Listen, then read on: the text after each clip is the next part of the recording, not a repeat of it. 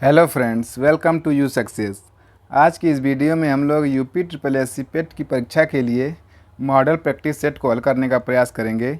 आज का जो मॉडल पेपर है वह दूसरा मॉडल पेपर है। तो चलिए आज का वीडियो शुरू करते हैं। तो सबसे पहला प्रश्न है, भारतीय इतिहास से संबंधित है। ऋग्वैदिक काल में आर्यों का मुख्य व्यवसाय क्या था? ऑप्शन हैं शिल्पकारी, व्यापार, खेती, पशुपालन। तो इसका सही उत्तर है पशुपालन। ऋग्वैदिक काल में आर्यों का मुख्य व्यवसाय पशुपालन था। अब आगे प्रश्न नंबर 2 है, बिंबिसार के बाद कौन उत्तराधिकारी बना? अशोक, अजातशत्रु, समुद्रगुप्त, चंद्रगुप्त। तो इसका सही उत्तर है अजातशत्रु। प्रश्न नंबर 3 है, मराठी योद्धा शिवाजी के पिताजी कौन थे? शाहजी, संभाजी, पेशवा, नानाजी। इसका सही उत्तर है शाहजी। प्रश्न नंबर 4 है, 1857 के विद्रोह के दौरान भारत का गवर्नर जनरल कौन था? ऑप्शन है Lord Bentinck, Lord Wellington, Lord Canning, इनमें से कोई नहीं। तो इसका सही उत्तर है लॉर्ड कैनिंग। प्रश्न नंबर 5 है, इसके साथ भारत में ब्रिटिश को फ्रांसीसी चुनौती का अंत हुआ। तो किस युद्ध के साथ समाप्त हुआ? ऑप्शन है प्लासी का युद्ध, बक्सर का युद्ध, वांडीवास का युद्ध, श्रीरंगपट्टनम का युद्ध। तो इसका सही उत्तर है वांडीवास का युद्ध। अब आगे भारतीय राष्ट्रीय आंदोलन से संबंधित प्रश्न है। प्रश्न नंबर 6 है, वर्ष 1914 में भारतीय राष्ट्रीय दल की बर्लिन में स्थापना किसने की थी? सुभाष चंद्र बोस, WC बनर्जी, सुरेंद्र नाथ बनर्जी, चंपक रमन पिल्लई। तो इसका सही उत्तर है चंपक रमन पिल्लई। प्रश्न नंबर 7 है, जिस समय दिल्ली ब्रिटिश भारत की राजधानी बनी उस समय वायसराय कौन थे? ऑप्शन है Lord Curzon, Lord Minto, Lord Hardinge, Lord Wavell. तो इसका सही उत्तर है लॉर्ड हार्डिंग।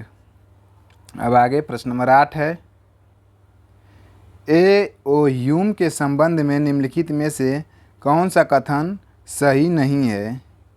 ऑप्शंस हैं वह ऑर्निथोलॉजिस्ट था, वह भारतीय सिविल सेवा का सदस्य था, उसने भारतीय राष्ट्रीय कांग्रेस की स्थापना की, उसने कांग्रेस की वार्षिक सत्रों की 2 बार अध्यक्षता की। तो इसका सही उत्तर है उसने कांग्रेस के वार्षिक सत्रों की 2 बार अध्यक्षता की।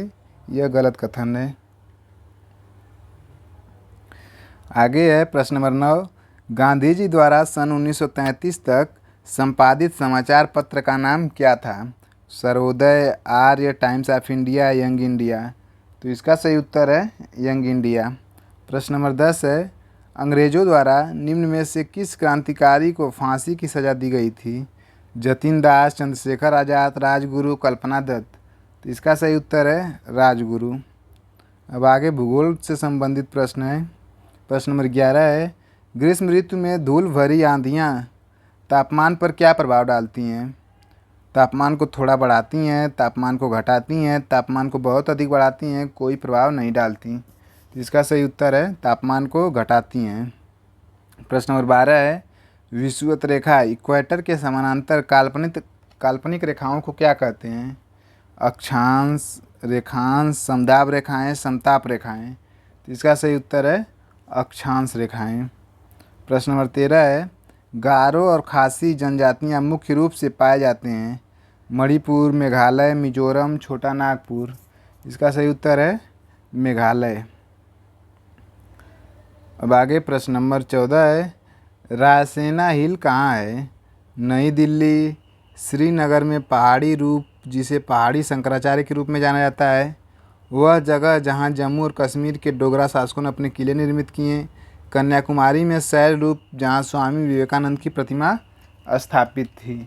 इसका सही उत्तर है नई दिल्ली। रायसेना नई दिल्ली में है। प्रश्न नंबर 15 है, सबसे पुरानी चालू परिष्करणशाला रिफाइनरी कहाँ है? Bahamas, Basra, Digboi, Texas. इसका सही उत्तर है टेक्सास। अब भारतीय अर्थव्यवस्था से संबंधित प्रश्न है। प्रश्न नंबर 16 है, गांधीवादी अर्थव्यवस्था किस पर बल देती है?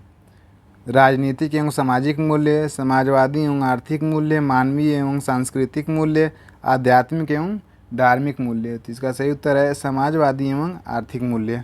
प्रश्न नंबर 17 है, उस रोजगार की स्थिति को क्या कहते हैं जिसमें कृषि श्रमिकों की उत्पादकता शून्य होती है? मौसमी बेरोजगारी, चक्री बेरोजगारी, प्रच्छन्न बेरोजगारी, ढांचागत बेरोजगारी। तो इसका सही उत्तर है प्रच्छन्न बेरोजगारी। प्रश्न नंबर 18 है प्रधानमंत्री सुकन्या समृद्धि योजना का शुभारंभ कब किया गया था? सितंबर 2014, अगस्त 2015, जनवरी 2015, जनवरी 2016। तो इसका सही उत्तर है जनवरी 2015।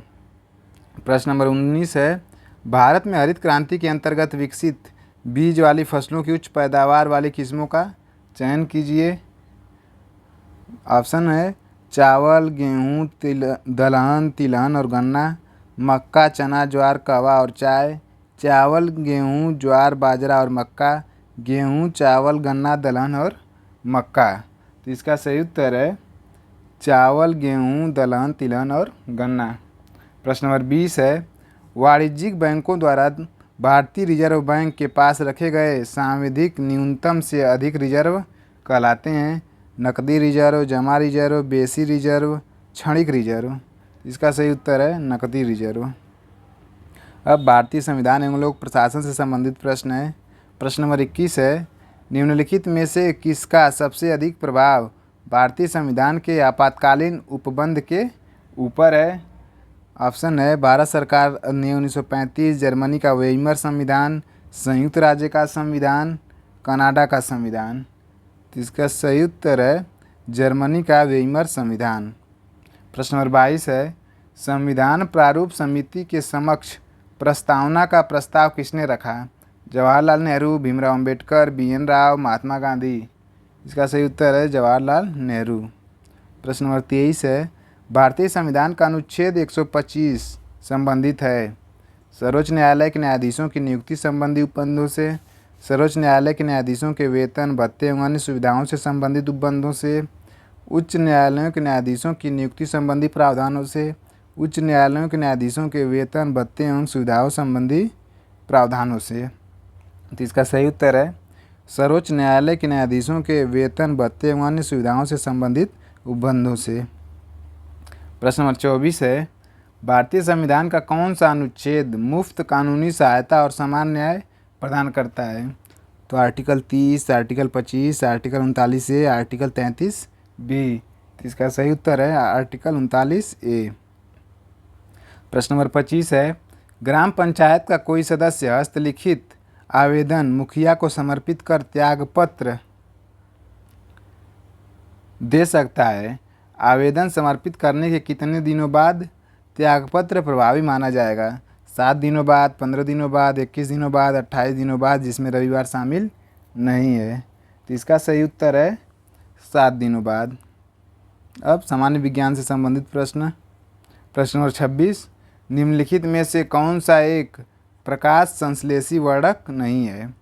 पर्णहरित, क्लोरोफिल, फाइकोबिलिन, कैरोटिनाइड, एंथोसाइनिन। तो इसका सही उत्तर है एंथोसाइनिन। प्रश्न नंबर 27 है पाचन क्रिया में प्रोटीन निम्नलिखित में से किस पदार्थ में बदल जाते हैं? ऑप्शन है वसा अम्ल, ग्लूकोज, अमीनो अम्ल, यव शर्करा, माल्टोज। तो इसका सही उत्तर है अमीनो अम्ल में। प्रश्न नंबर 28 है सहसंयोजी बंध में परमाणु इलेक्ट्रॉन क्यों साझा करते हैं? ऑप्शंस हैं एक आदर्श गैस इलेक्ट्रॉन विन्यास प्राप्त करने के लिए, अपने परमाणु संख्याओं को बढ़ाने के लिए, आयन बनने और एक दूसरे को आकर्षित करने के लिए, अधिक ध्रुवी बनने के लिए। इसका सही उत्तर है एक आदर्श गैस इलेक्ट्रॉन विन्यास प्राप्त करने के लिए। प्रश्न नंबर 29 है अपने चेहरे को उसके सामान्य आकार से 4 गुना बड़े और सीधे प्रतिबिंब के रूप में देखने के लिए एक लड़की को 120 सेंटीमीटर त्रिज्या वाले एक अवतल गोलाकार दर्पण के सामने कितनी दूर खड़ा रहना होगा? ऑप्शंस हैं दर्पण से 40 सेंटीमीटर की दूरी पर, दर्पण से 45 सेंटीमीटर की दूरी पर, दर्पण से 50 सेंटीमीटर की दूरी पर, दर्पण से 65 सेंटीमीटर की दूरी पर। तो इस प्रश्न को हल करने के लिए सबसे पहले हम लोग फोकस दूरी निकालेंगे। फोकस दूरी बराबर होता है r/2। तो r है 120 सेंटीमीटर, तो 120/2 बराबर 60 सेंटीमीटर इसकी फोकस दूरी हो जाएगी। और इसका आवर्धन दिया हुआ है, आवर्धन यानी कि 4 गुना दिया हुआ है, तो m बराबर 4 है और m बराबर होता है -v/u। तो m बराबर -4u दिया हुआ है। अब सूत्र फार्मूला होता है 1/f बराबर 1/u प्लस 1/v। तो इस फार्मूले में फिट कर देंगे। अब तो इसको जब हम लोग फिट करेंगे तो ये आएगा 1/u माइनस 1/4u बराबर 3/4u। इसको जब सॉल्व करेंगे तो ये u बराबर आएगा 3f/4 बराबर 3 × 60/4। इसको जब काट देंगे 15 15 3 45, तो u बराबर आ जाएगा 45 सेंटीमीटर। तो इसका सही उत्तर हो जाएगा ऑप्शन नंबर 2, दर्पण से 45 सेंटीमीटर की दूरी पर। अब अगला प्रश्न है प्रश्न नंबर 30। एक बेसबॉल को हवा में ऊपर की तरफ फेंका जाता है, बॉल का अपने उच्चतम बिंदु पर त्वरण क्या है? ऑप्शंस हैं 0 g नीचे, 2g ऊपर, 2g नीचे। तो इसका सही उत्तर है g नीचे, ऑप्शन नंबर 2 सही है। अब प्रश्न नंबर 31 है। साधारण ब्याज की दर जिस पर कोई धनराशि 25 वर्षों में स्वयं की तिगुनी हो जाएगी क्या है? तो इस प्रश्न को हल करने के लिए हम लोग देखेंगे कि मूलधन स्वयं का तिगुना हो जा रहा है, 3 गुना हो जा रहा है 25 वर्षों में। तो ब्याज मूलधन जो होगा यह 2 गुना हो जाएगा। ब्याज जो है मूलधन का 2 गुना हो जाएगा। ब्याज मूलधन का 2 गुना हो जाएगा। तो मूलधन 2 × मूलधन बराबर ब्याज। तो ब्याज बटा मूलधन बराबर मूलधन बराबर 2। फार्मूला होता है दर बराबर ब्याज गुणे 100 बटा मूलधन गुणे समय। तो हमें दर पता करनी है। ब्याज बटा मूलधन हमें पता हुआ है कि दिए 2 है। तो ब्याज बटा मूलधन बराबर 2 × ये 100 और समय है 25। तो ये 25 4 दूनी 8, तो 8%। सही आंसर हो जाएगा 8%, ऑप्शन नंबर 2 सही है। अब आगे प्रश्न नंबर 32 है। एक खाद्यान्न विक्रेता गलत बाट का प्रयोग कर खरीदते समय एवं बेचते समय प्रत्येक स्थिति में 10% की बेईमानी करता है, उसका कुल लाभ प्रतिशत है। तो इसके लिए फार्मूला होता है प्रभावी लाभ प्रतिशत निकालने के लिए x + y + x y बटा 100। तो x अगर खरीदते समय मान लें कि खरीदते समय 10% की बेईमानी करता है, लाभ कमा रहा है, तो 10% ये हो जाएगा, प्लस y बेचते समय है, फिर ये 10 प्लस x × y यानी कि 10 × 10 बटा 100। ये कैंसिल हो जाएगा, बच जाएगा 1। तो ये 10 10 20 1 21। तो ये प्रभावी लाभ प्रतिशत हो जाएगा 21%, ऑप्शन नंबर 1 सही उत्तर है। अब आगे प्रश्न नंबर 33 है। प्रश्न नंबर 33 है। अंकों 4 5 7 6 एवं 1 से 3 अंकीय कितनी विषम संख्याएं बनाई जा सकती हैं यदि प्रत्येक अंक केवल एक बार ही प्रयोग में आता है? तो इस प्रश्न को हल करने के लिए हम लोग इसको इस तरह से हल करेंगे। हमें 3 अंकों की संख्या बनानी है, तो 1 2 3, और संख्याएं विषम बनानी है। तो विषम संख्या बनाने के लिए या तो इकाई के स्थान पे 5 आएगा, या 7 आएगा, या 1 आएगा। इनमें से कोई एक आएगा, तो इसे 3 तरीके से रखा जा सकता है। अब इसमें से अगर कोई एक संख्या आ जाएगी तो बाकी बची 4 संख्याएं, क्योंकि संख्याओं को रिपीट करना नहीं है। जब संख्याओं को रिपीट नहीं करना है तो एक संख्या यहाँ पे आ गई, तो यहाँ पे टोटल बच जाएंगी सब 5 संख्याएं हैं, तो टोटल संख्या बच गई 4। तो 4 संख्याओं को 4 बार रखा जा सकता है। और इसी तरह 2 संख्याएं यहाँ फिल हो गई, तो अब अब यहाँ पे बची बाकी 3 संख्याएं आएंगी, तो इन बाकी 3 संख्याओं को 3 बार रखा जाएगा। तो पहले स्थान को 3 बार में, दूसरे स्थान को 4 तरीके से और तीसरे स्थान को 3 तरीके से भरा जाएगा। अब टोटल भरने का तरीका निकालेंगे, तो इसके लिए हो जाएगा 3 × 4 × 3। तब ये मल्टीप्लाई जब करेंगे तो आ जाएगा 36। तो इसका सही आंसर हो जाएगा 36। प्रश्न नंबर 34 है, निम्नलिखित का मान ज्ञात कीजिए। √156.25 प्लस √0.0081 माइनस √0.0361। तो इसको जब सॉल्व करेंगे तो ये है 12.5 का स्क्वायर रूट और ये है 0.09 का स्क्वायर है, ये माइनस ये है 0.19 का स्क्वायर। इस तरह से अब इसको सॉल्व करेंगे जब, तो ये आ जाएगा 12.4, 12.4। तो इसका सही आंसर हो जाएगा 12.4। प्रश्न नंबर 35 है, 217 की पावर 413 गुणे 819 की पावर 547 गुणे 414 की पावर 624 गुणे 342 की पावर 812 का इकाई अंक क्या है। तो इस प्रश्न को हल करने के लिए हम लोग सबसे पहले 7 है इसकी इकाई के स्थान पे, तो 7 के जब ये स्क्वायर करते हैं तो इसका इकाई का अंक 4 बार में रिपीट होता है। तो इसके भाग में हम लोग जब 4 से डिवाइड करेंगे तो यहाँ पे शेषफल आएगा 1, तो 1 शेषफल आएगा, तो 7 का गुणा लास्ट में 1 बार होगा। इसके बाद 819 है, 819 की इकाई का स्थान 9 है, 9 का रिपीट 2 बार में होता है, 9 9 81 फिर 9 एकम 9, तो इसलिए इसकी इकाई का अंक का रिपीट 2 बार में होता है। तो 547 में जो 2 से डिवाइड करेंगे तो इसका शेषफल आएगा 1, तो यहाँ पे इकाई के स्थान पे बचेगा 9 9 81, 9 एक बार में 9 बचेगा, तो 7 गुणे 9 ये इकाई का अंक पे हो जाएगा। इसी तरह ये 414 है, तो 4 का इकाई का अंक रिपीट होता है 2 बार में, तो इसके घात में 2 से डिवाइड जब करेंगे तो इसका शेषफल 0 आएगा। 0 आता है तो इसको या तो 2 बार मल्टीप्लाई करते हैं, जब 2 बार मल्टीप्लाई करेंगे 4 का तो 4 × 4 तो 16 आएगा, तो इकाई का स्थान 6 हो जाएगा।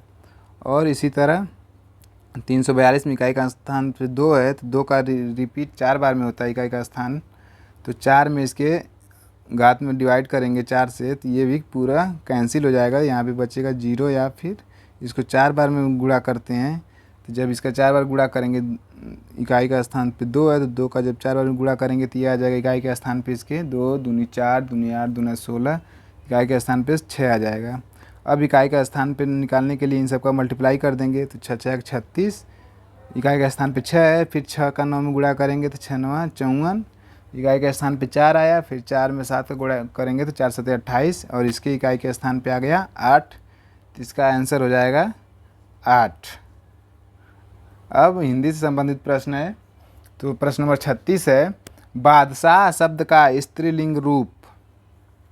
ऑप्शंस हैं बादशाही, बादशाहीन, बेगम, बादशाहीन। तो इसका सही उत्तर है बेगम। प्रश्न नंबर 37 है, निम्नलिखित वाक्य में काले छपे शब्द के पर्यायवाची शब्द का चयन उसके नीचे दिए गए विकल्पों में से कीजिए। तो भगवान शिव, शिव का काले छपा वर्ड है को आशुतोष माना जाता है। तो ऑप्शन हैं पिनाकी, लंबोदर, पियासू, पिनाक। तो इसका सही उत्तर है पिनाकी। तो शिव का जो पर्यायवाची शब्द है वो पिनाकी है। अब अगला प्रश्न है,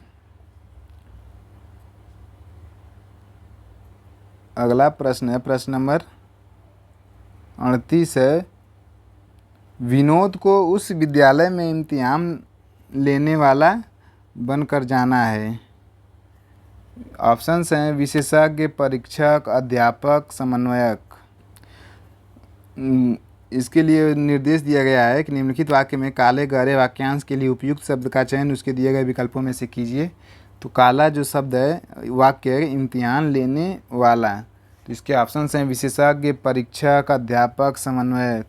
तो इसमें सही उत्तर हो जाएगा इम्तिहान लेने वाले को कहते हैं समन्वयक। अब अगला प्रश्न है प्रश्न नंबर 39। किस क्रमांक में वाग्वय भव का संधि विच्छेद सटीक है? पहला है वाग प्लस वैभव, दूसरा है वाग प्लस वैभव, तीसरा है वाग प्लस वैभव, चौथा है वाग प्लस वैभव। तो इसका सही उत्तर है वाग प्लस वैभव। प्रश्न नंबर 40 है कूप मंडूक होना मुहावरे का आशय क्या है? ऑप्शंस हैं अत्यंत सीमित ज्ञान होना, कुएं में गिरना, घर में रहना, बहरा। तो इसका सही उत्तर है अत्यंत सीमित ज्ञान होना। अब सामान्य अंग्रेजी से संबंधित प्रश्न है प्रश्न नंबर 41 है on the basis of the given sentence pick out of the correct sentence converted in future tense from the given options. जो सेंटेंस दिया हुआ है a few scholars left Karachi for abroad.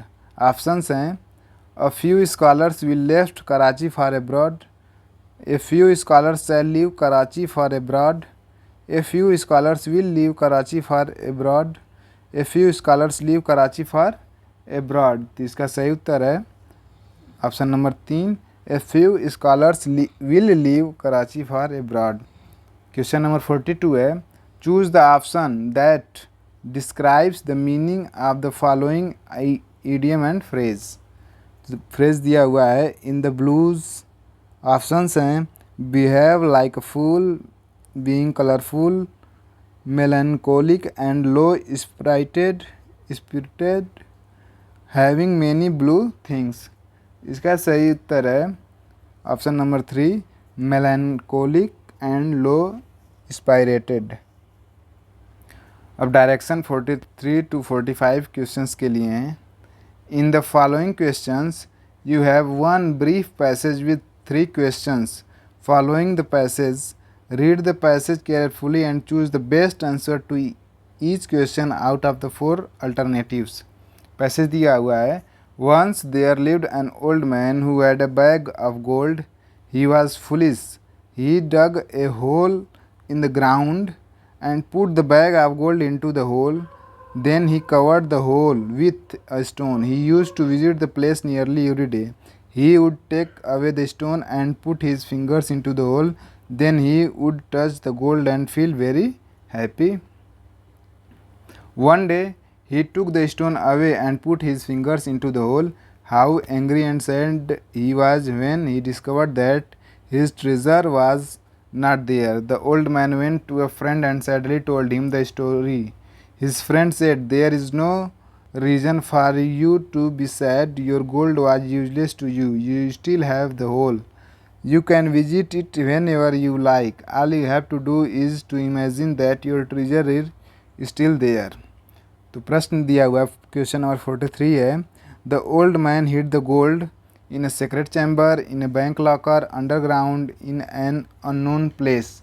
जिसका सही आंसर है underground. The old man hid the gold underground. Question number 44 है the old man was placed when he used the gold, touched the gold, added to the gold, gave away the gold। इसका सही answer है option number 2 touched the gold। Question number 45 है the old man visited the place where he had kept the gold hidden. Options हैं every day, once a week, almost every day, as often as possible. इसका सही answer है almost every day. तर्क एवं तर्क शक्ति से संबंधित विषय हैं।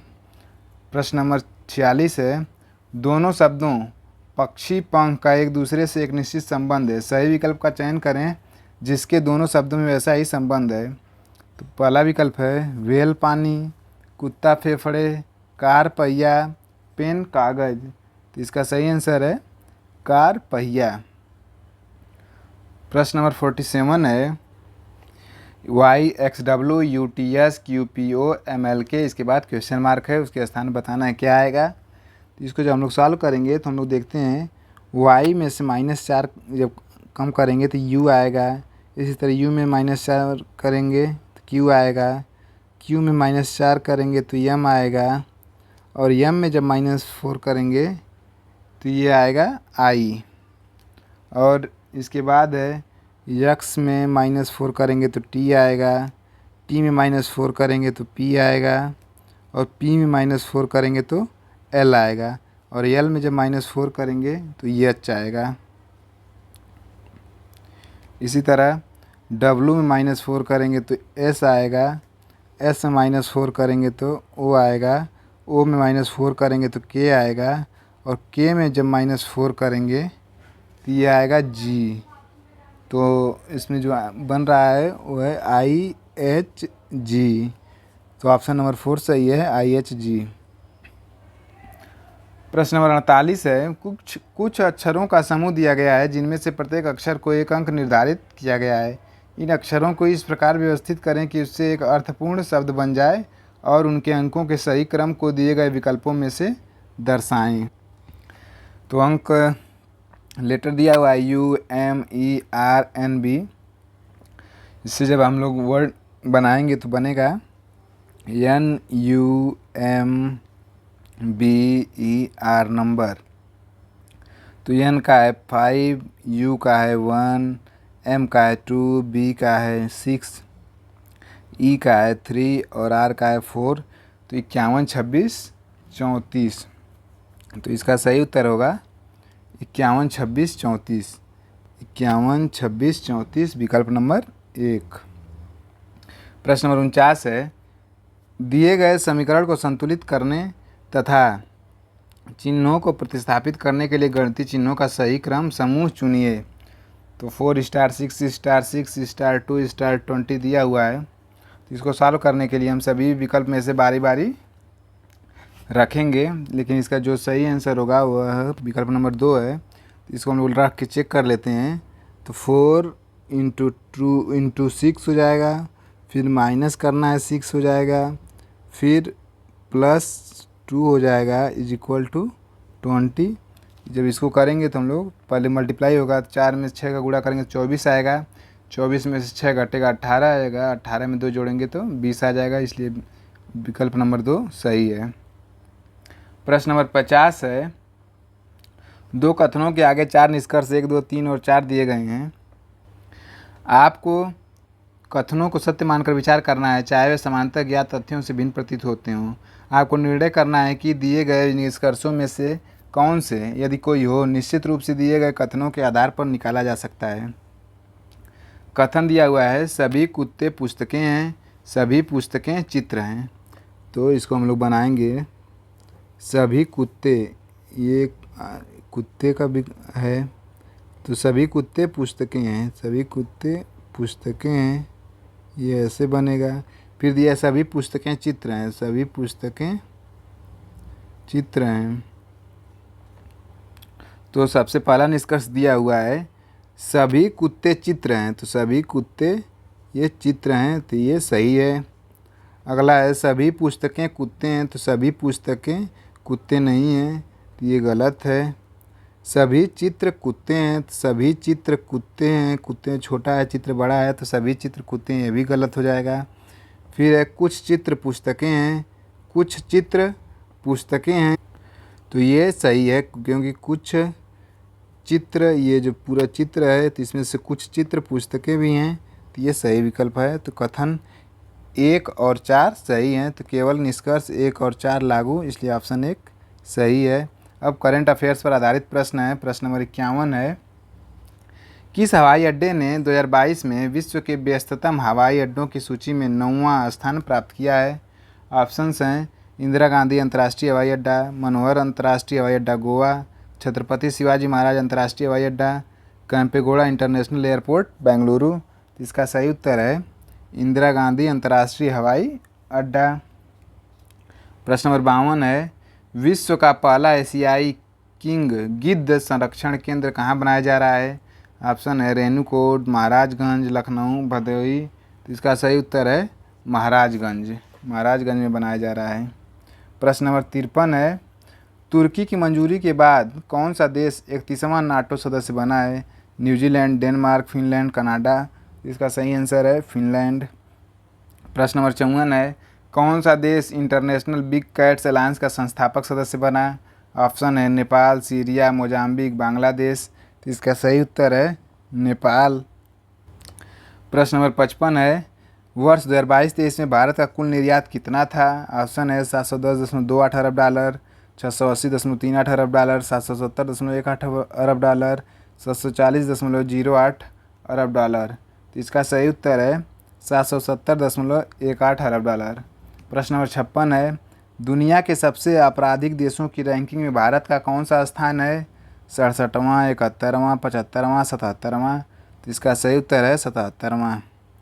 प्रश्न नंबर 57 है, फेमिना मिस इंडिया 2023 का खिताब किसने जीता? श्रेया पूजा, थौना ओजम, स्ट्रेला लुआंग, नंदिनी गुप्ता, इनमें से कोई नहीं। तो इसका जो सही उत्तर है नंदिनी गुप्ता। प्रश्न नंबर 58 है, Wisden cricketer of the year जीतने वाला पहला भारतीय महिला खिलाड़ी कौन बनी है?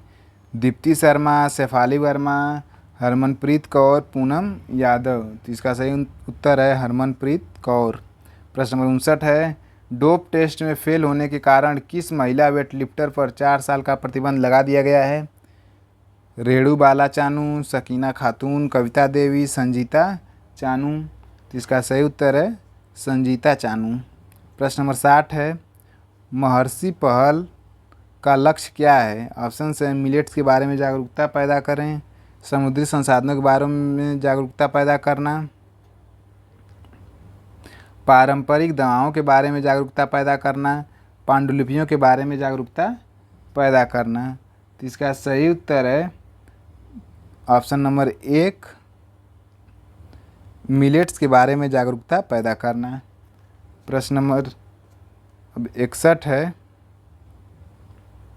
सामान्य जागरूकता से संबंधित विषय हैं। लेपाक्षी में स्थित मंदिर अपने झूलते हुए स्तंभों के लिए प्रसिद्ध है और विजयनगर शैली में निर्मित है, जिसे कौन सा मंदिर भी कहा जाता है? ऑप्शन है महालक्ष्मी, वीरभद्र, महाकाल, मुरुगन। तो इसका सही उत्तर है वीरभद्र मंदिर भी इसे कहा जाता है। प्रश्न नंबर 62 है, निम्न में से कौन सी भाषा संयुक्त राष्ट्र संघ की आधिकारिक भाषा नहीं है?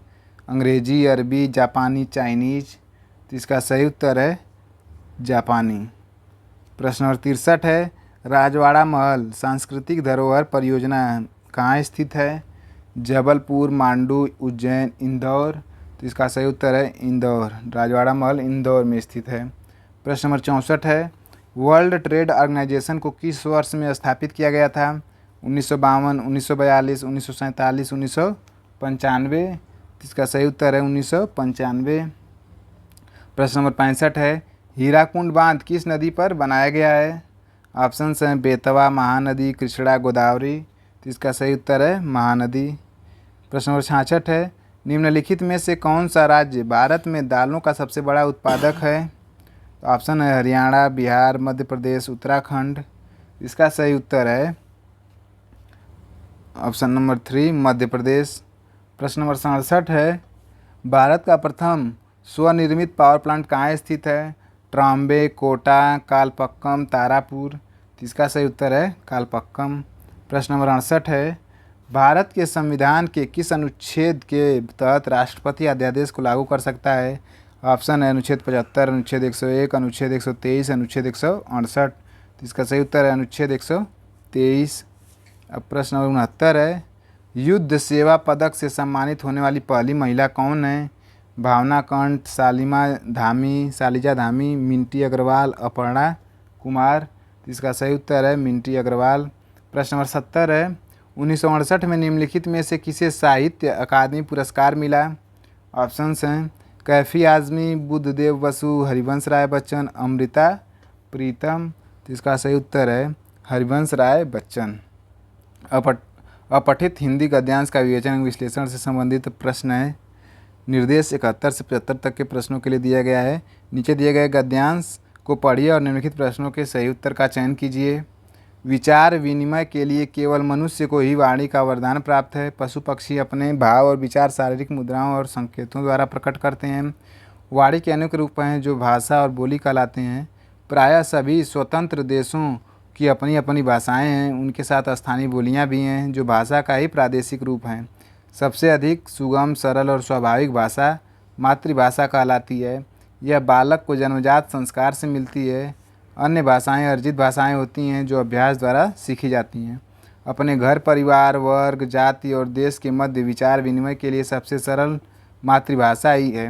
अपनी मातृभाषा द्वारा जितनी सहजता से भाव व्यक्त किया जा सकता है, वैसा सहज सामर्थ्य किसी अन्य अर्जित भाषा में नहीं होता। राष्ट्र की एकता और पारस्परिक विचार विनिमय की सुविधा के लिए राष्ट्रभाषा की आवश्यकता में किसी को भी संदेह नहीं हो सकता। सभी राष्ट्र अपनी राष्ट्रभाषा को सम्मान देते और व्यवहार में लाते हैं। स्वतंत्र भारत में भी हमें अपने राष्ट्र की भाषाओं को अपनाना चाहिए। राष्ट्रीय गौरव और स्वाभिमान के लिए यह आवश्यक। प्रश्न नंबर 71 है, राष्ट्रभाषा का महत्व इस तथ्य में निहित है कि वह राष्ट्र को खंडित करने में सहायक होती है, राष्ट्रीय एकता का द्योतक होती है, राष्ट्रीय शक्तियों को दृढ़ करती है, जातीय विकास में सहायक होती है। तो इसका सही उत्तर है राष्ट्रीय एकता की द्योतक है। प्रश्न नंबर 72 है, राष्ट्र का गौरव सुरक्षित रह सकता है भाषाई विवादों के प्रश्रय देने से, विदेशी भाषाओं को अपनाने से, स्वभाषाओं को ग्रहण करने से, राष्ट्रभाषा का विरोध करने से। तो इसका सही उत्तर है ऑप्शन नंबर 3, स्वभाषाओं को ग्रहण करने से। प्रश्न नंबर 73 है, भाषा द्वारा भावाभिव्यक्ति करने में समर्थ होते हैं चहचहाते पक्षी, वाणी का वरदान प्राप्त मनुष्य, कलकल बहता पानी, विभिन्न प्रकार के पशु। तो इसका सही उत्तर है वाणी का वरदान प्राप्त मनुष्य। प्रश्न नंबर 74 है, मातृभाषा वह भाषा रूप है जो सर्वाधिक ग्राह्य, लचीला और स्वाभाविक है, कठोर, निरर्थक और ध्रुव है, मस्तिष्क का विकास अवरुद्ध करता है, ज्ञान क्षेत्र को सीमित करता है। तो इसका सही उत्तर है ऑप्शन नंबर 1, सर्वाधिक ग्राह्य, लचीला और स्वाभाविक है। प्रश्न नंबर 75 है, हमें मातृभाषा की आवश्यकता होती है क्योंकि वह धनोपार्जन में सहायक होती है, भावाभिव्यक्ति का सहज साधन है, शारीरिक मुद्राओं और संकेतों का दर्पण है, ज्ञान क्षेत्र का संकुचन करती है। तो इसका सही उत्तर है भावाभिव्यक्ति का सहज साधन है। अब निर्देश 76 से 80 तक के प्रश्नों के लिए दिया गया है। नीचे दिए गए गद्यांश को पढ़िए तथा निम्नलिखित प्रश्नों के सही उत्तर का चयन कीजिए। कुछ महापुरुष तटस्थ होकर चिंतन करते हैं और अनुवीक्षण, चिंतन, मनन, विश्लेषण, संश्लेषण आदि के आधार पर नई व्यवस्था की कल्पना करते हैं तथा नए मूल्यों, नए आदर्शों तथा नई आस्थाओं का सृजन करते हैं। नई व्यवस्था देने वाले ऐसे तटस्थ चिंतक धन्य होते हैं क्योंकि केवल आलोचना करते रहना तो सरल है किंतु उपाय बताना कठिन है। मार्क्स ने कुछ उपाय बताए, लेनिन ने उन्हें मूर्त रूप दिया, रूसो, लास्की आदि ने भी उपाय बताए, उन्हें साकार करना अन्य जन पर निर्भर रहा। किंतु कुछ महापुरुष और भी आगे बढ़ गए, उन्होंने केवल उपाय नहीं बताया बल्कि स्वयं एक निष्ठा से उस पर आचरण करने के लिए जुट गए। महात्मा गांधी ने जो समझा वही कहा और जो कहा वही किया। उनके विचार, कथनी और करनी एक ही थे। उनमें अपनी बात कहने और आचरण करने का साहस था।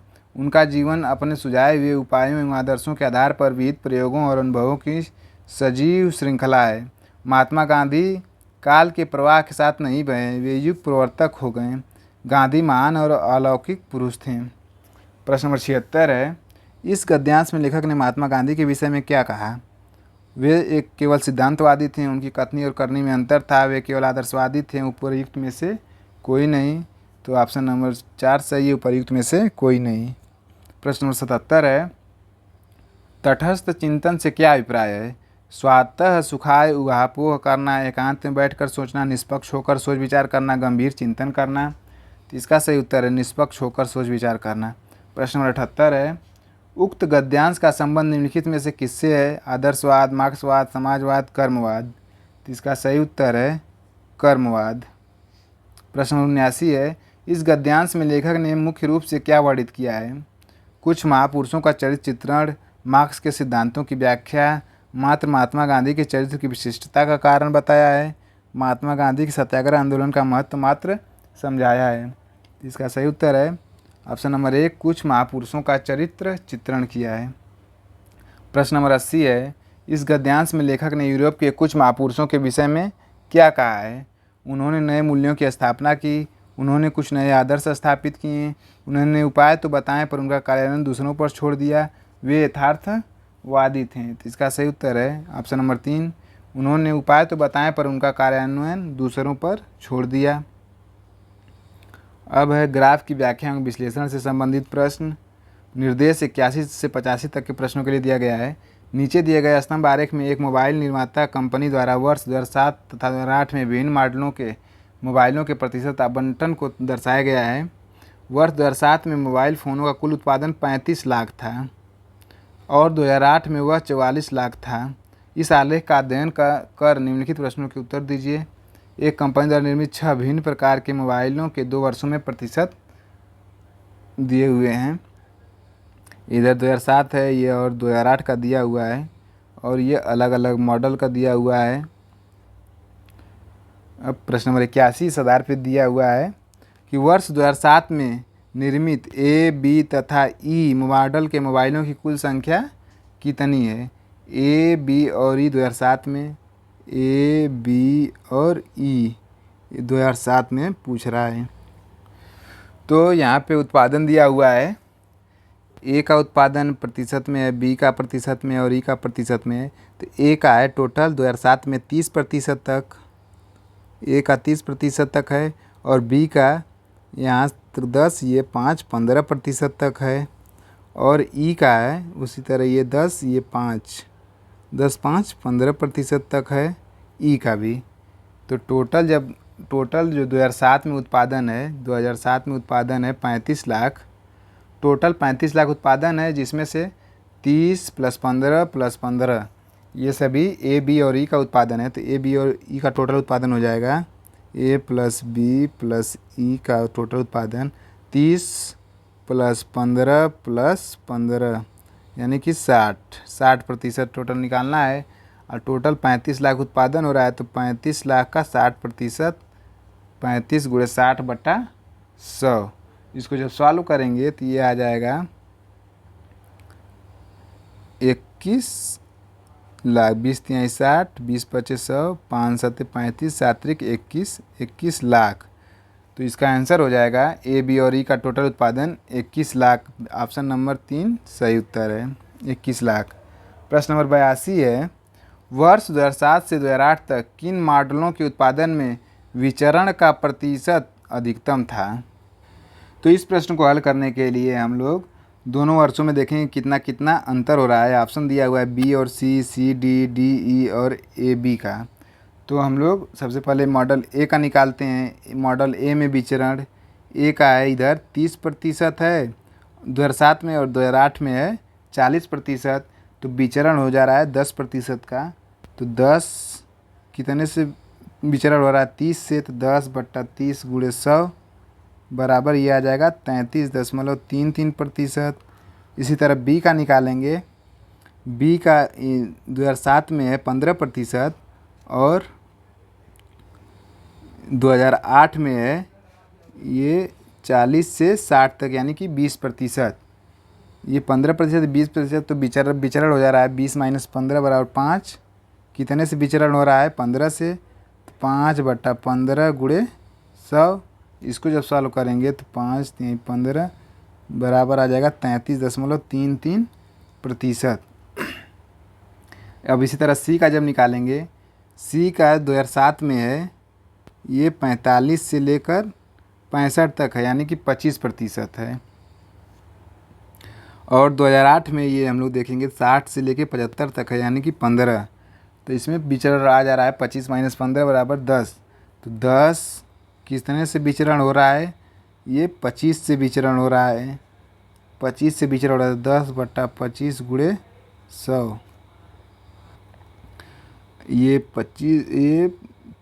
45 है, 65 है, ये 20% है। तो विचरण हो रहा है 20% से 15%। तो 20 में से 15 घटाएंगे तो 5%, चूँकि कम हो जा रहा है तो ये माइनस में आ जाएगा। तो 5/20 है, तो 20 से हो रहा है तो 5/20 × 100। इसको जब सॉल्व करेंगे तो ये आ जाएगा 25%।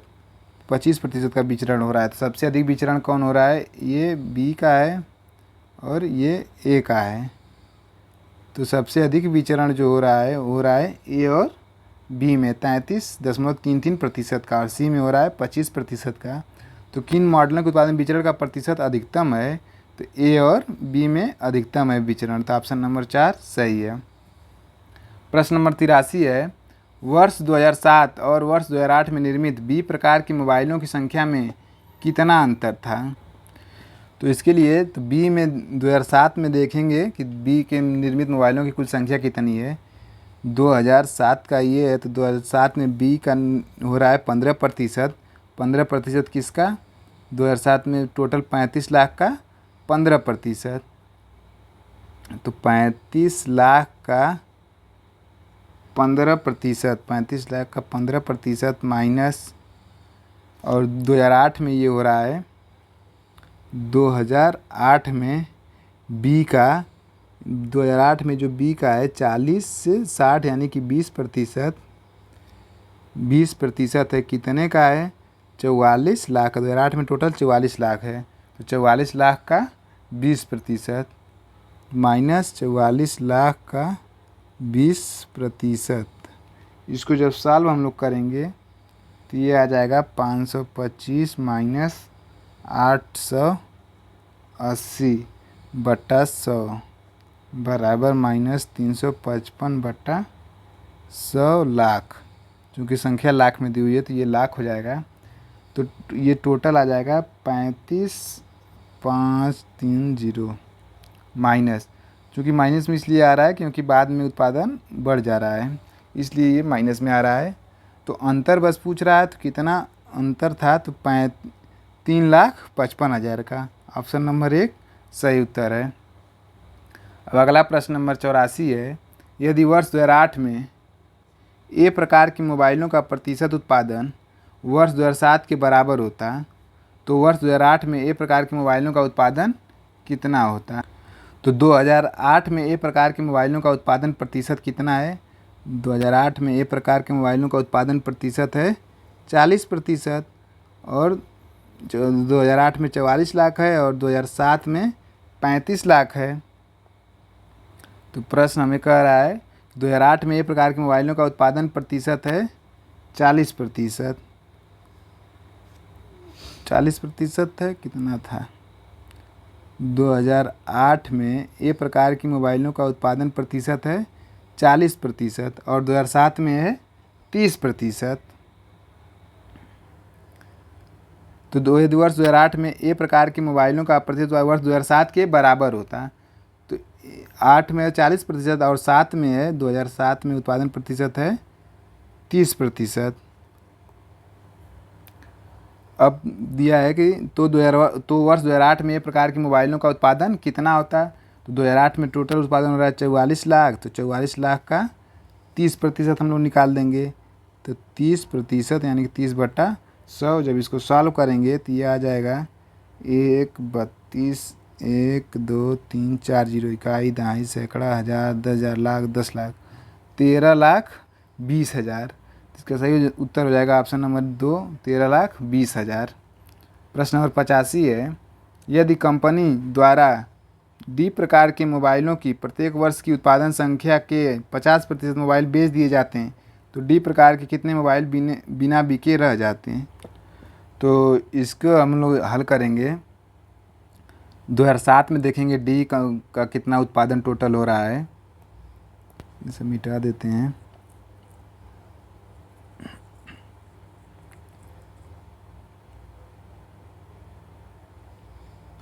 - 2007 में डी का उत्पादन कितना हो रहा है, 2007 ये है, 2007 में डी का उत्पादन हो रहा है, ये डी है, डी का उत्पादन हो रहा है 65 और ये है 75, यानी कि 65 से 75 10%। और 2008 में डी प्रकार का है, ये है 75 और ये है 85, ये अभी 10% है।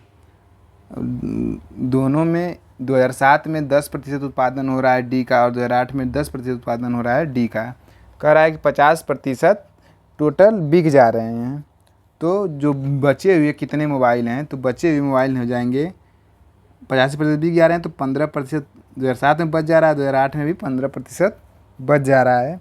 तो बिके हुए मोबाइलों की संख्या निकालने के लिए 2007 में टोटल बिक रहे हैं, 2007 में टोटल बिक रहे हैं 35 लाख और 2008 में 44 लाख। तो 2007 में 35 लाख का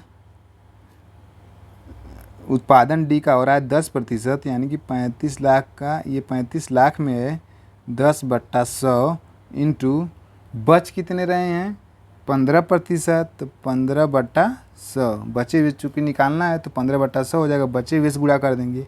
ये 2007 का हो गया, प्लस 2008 का भी दोनों का साथ में पूछ रहा है तो प्लस कर देंगे 2008 में। 2008 में टोटल उत्पादन 44 लाख का हो रहा है, इसमें से डी का उत्पादन हो रहा है 10%, 10/100 इंटू 15% बच जा रहे हैं टोटल का, तो 15/100 हो जाएगा। तो जब इस समीकरण को सॉल्व करेंगे तो ये दोनों 15 × 10 150 बट्टा ये 1 2 3 4 जीरो दोनों और ये सेम है तो ये कॉमन हो जाएगा। ब्रैकेट में 35 + 44 हो जाएगा। तो 150 बट्टा इतना इंटू 45 + 44 79 हो जाएगा। जब इसको सॉल्व करेंगे, चूँकि लाख में टोटल आएगा, ये जब पूरा सॉल्व करेंगे तो ये आ जाएगा 11,85,000। तो ये 1,18,500 बचे हुए डी टाइप के मोबाइलों की संख्या 1,18,500। इसका सही आंसर हो जाएगा 1,18,500 मोबाइल। ये इतने मोबाइल बिना बिके रह जाते हैं। प्रश्न नंबर अब 86 से 90 तक के निर्देश दिए गए हैं। निम्नलिखित प्रविभाजित दंड आरेख में एक हाई स्कूल के 3 वर्ष के छात्रों को दर्शाया गया है। इसका अध्ययन करें और निम्नलिखित प्रश्नों का उत्तर दें।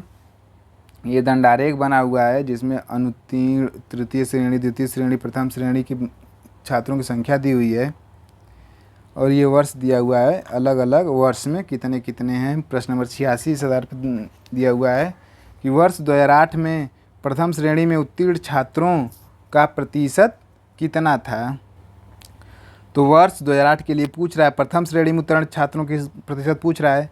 तो 2008 में पहले देखेंगे टोटल छात्र कितने हैं। तो 2008 में टोटल छात्र हैं यहाँ तक, ये है ये 50, 100, 150 और 160, 170।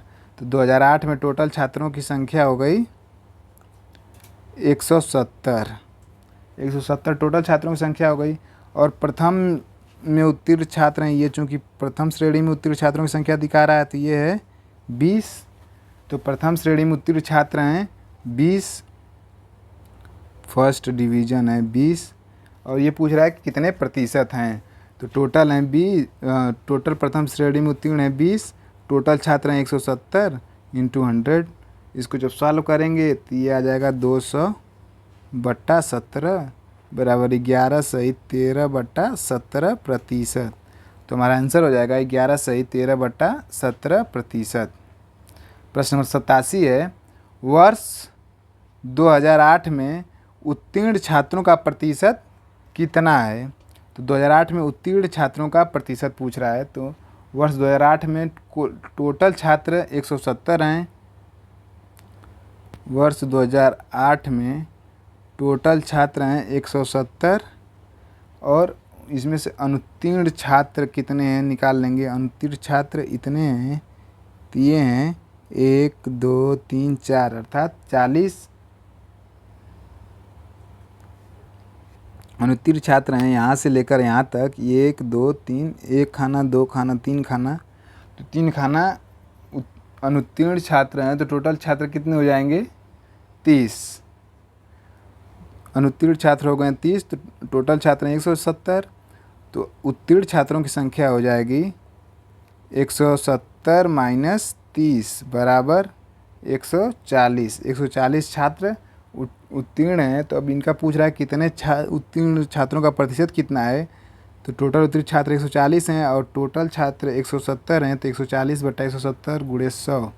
इसको जब सॉल्व करेंगे यह आएगा 1400/17 बराबर 82 सही 6/11%। हमारा आंसर हो जाएगा 82 सही 6/11% आंसर। अब अगला प्रश्न है प्रश्न नंबर 88। प्रश्न नंबर 88 दिया हुआ है, उत्तीर्ण छात्रों की संख्या के अनुसार विद्यालय में हाई स्कूल का सर्वोत्तम परिणाम किस वर्ष में रहा। पूछ रहा है कि हाई स्कूल का सर्वोत्तम परिणाम किस वर्ष रहा। 2008, 2009, 2010। तो सबका अलग अलग निकालेंगे सर्वोत्तम परिणाम। तो इसके लिए हम लोग निकालेंगे सबसे पहले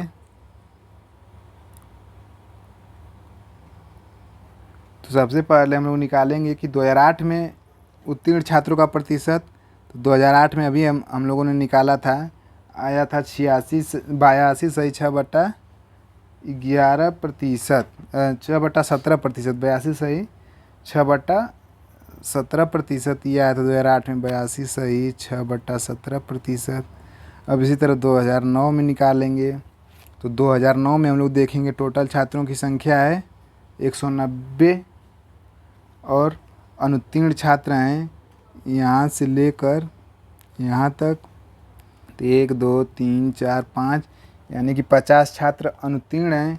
तो उत्तीर्ण छात्रों की संख्या हो गई 140, तो 140/190 गुणे 100, ये आ जाएगा 73.7%।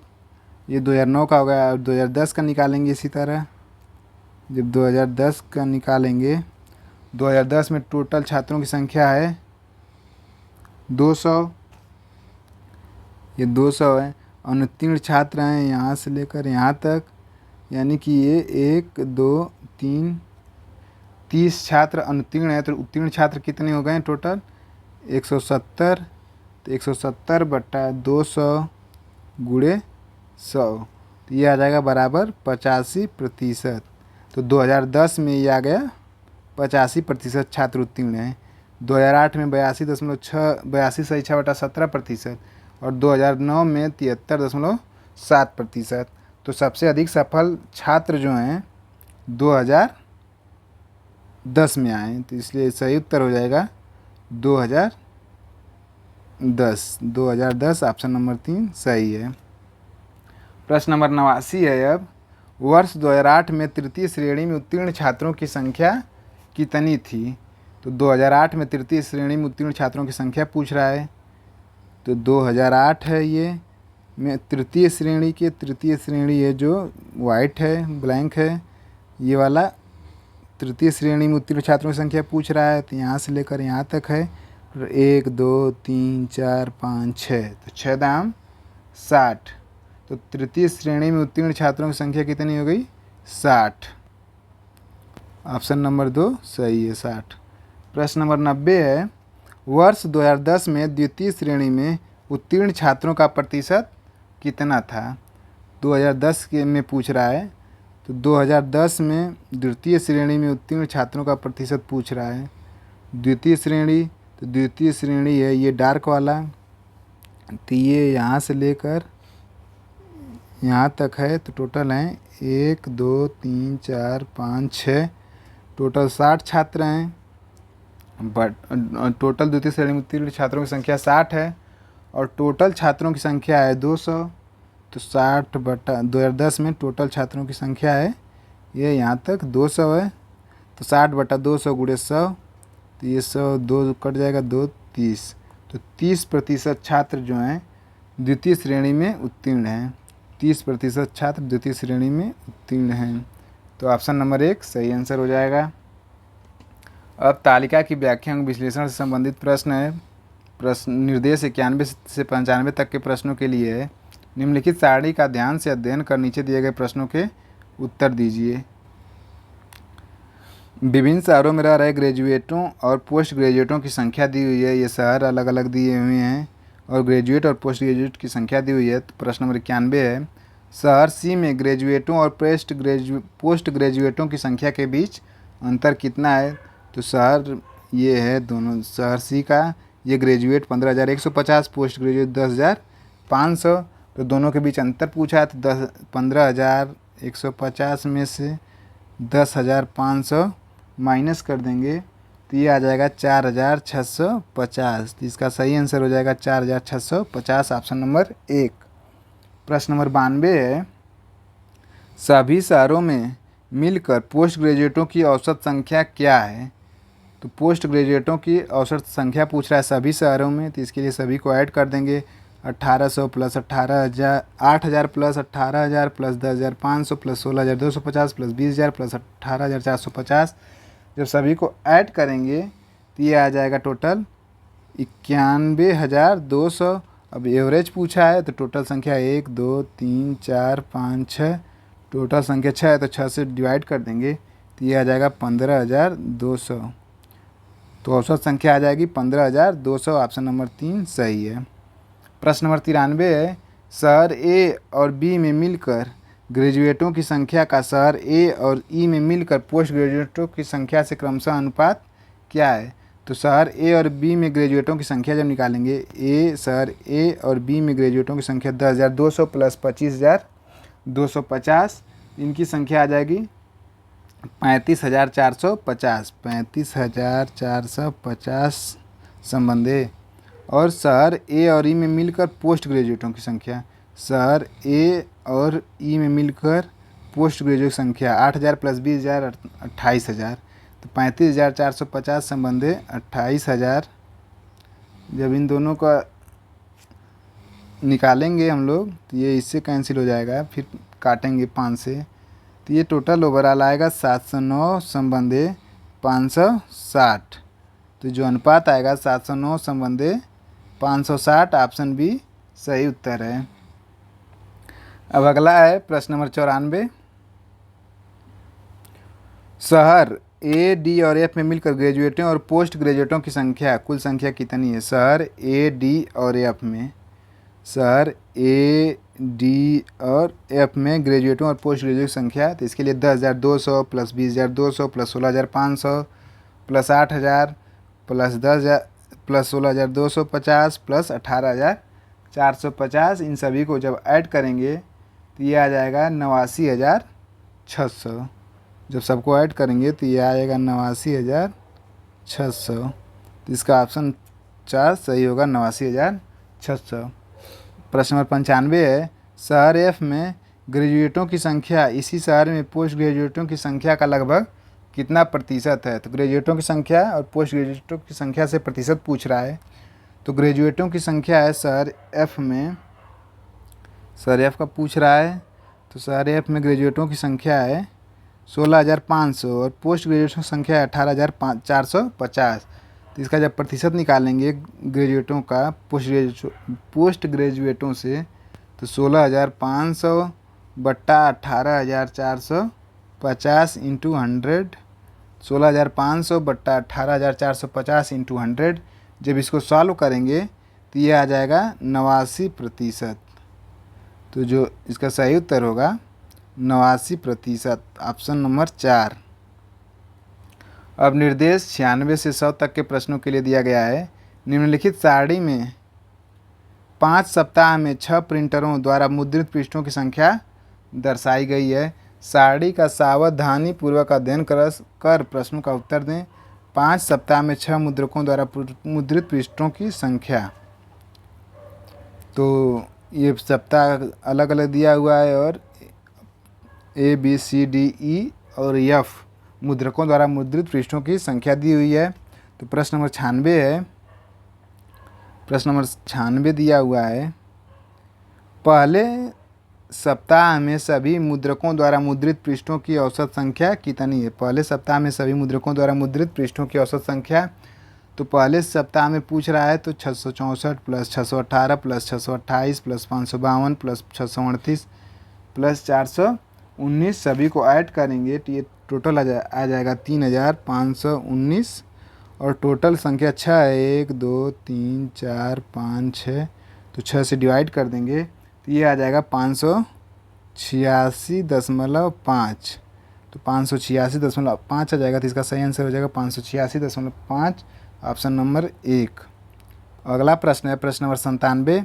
मुद्रक सी द्वारा सभी सप्ताहों को मिलाकर मुद्रित पृष्ठों की औसत संख्या, तो मुद्रक सी द्वारा पूछ रहा है सभी सप्ताह का औसत संख्या, तो इसके लिए 628 प्लस 519 प्लस 503 प्लस 347 प्लस 598, सभी को ऐड करेंगे तो ये आ जाएगा 2,595 और टोटल है 5 सप्ताह का, तो बट्टा 5 हो जाएगा, बराबर जो आएगा 519, यही औसत संख्या हो जाएगी सी द्वारा प्रत्येक सप्ताह में। तो 519 इसका सही आंसर हो जाएगा, विकल्प नंबर 2। प्रश्न नंबर 98 है, किस सप्ताह में मुद्रित पृष्ठों की संख्या सर्वाधिक है? तो इसके लिए सभी सप्ताह में पृष्ठों की संख्या को ऐड कर लेंगे। सभी सप्ताह में जब पृष्ठों की संख्या ऐड करेंगे तो पहले सप्ताह का ऐड करेंगे तो ये आया है हमारे पास 3,519। इस तरह दूसरे सप्ताह का ऐड करेंगे 569 plus 441 plus 519 plus 438 plus 621 plus 437। जब इसको ऐड करेंगे तो ये आएगा 3025। तीसरे सप्ताह का 440 plus 614 plus 503 plus 527 plus 541 plus 742। इसको ऐड करेंगे तो ये आएगा 3367। इसी तरह चौथे सप्ताह का ऐड करेंगे तो ये आएगा 2550 और पाँचवें सप्ताह का आएगा 3538। तो सबसे अधिक है 3538 पाँचवें सप्ताह में। तो 98 का सही उत्तर होगा पाँचवा सप्ताह, ऑप्शन नंबर 4। अब प्रश्न नंबर 99 है, दूसरे सप्ताह में मुद्रक ए एवं ई द्वारा मुद्रित पृष्ठों का अंतर है। दूसरे सप्ताह में मुद्रक ए एवं ई द्वारा मुद्रित पृष्ठों का अंतर है। तो 569 है और 621 है। तो 621 में से 569 घटा देंगे, 621 में से 569 घटा देंगे तो ये आ जाएगा 52। तो अंतर आ जाएगा 52। विकल्प नंबर 4 सही है। प्रश्न नंबर 100 है, मुद्रक बी एवं सी द्वारा मुद्रित सभी सप्ताहों को मिलाकर पृष्ठों का अंतर है। मुद्रक बी एवं सी द्वारा मुद्रित सभी सप्ताहों को मिलाकर पृष्ठों का अंतर, तो बी, ये बी है और सी है, इन सभी को ऐड करेंगे बी और सी को। तो बी के सभी सप्ताह का ऐड करेंगे 618 प्लस 441 प्लस 614 प्लस 563 प्लस 429। जब सबको ऐड करेंगे तो ये आ जाएगा 2665।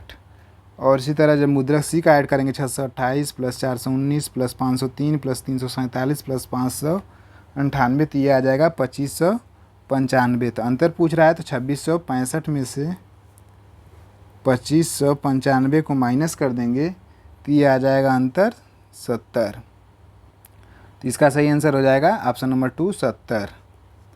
तो आज का ये प्रैक्टिस सेट यहीं पे समाप्त होता है। आशा करता हूँ आप लोगों को ये प्रैक्टिस सेट पसंद आएगा। धन्यवाद।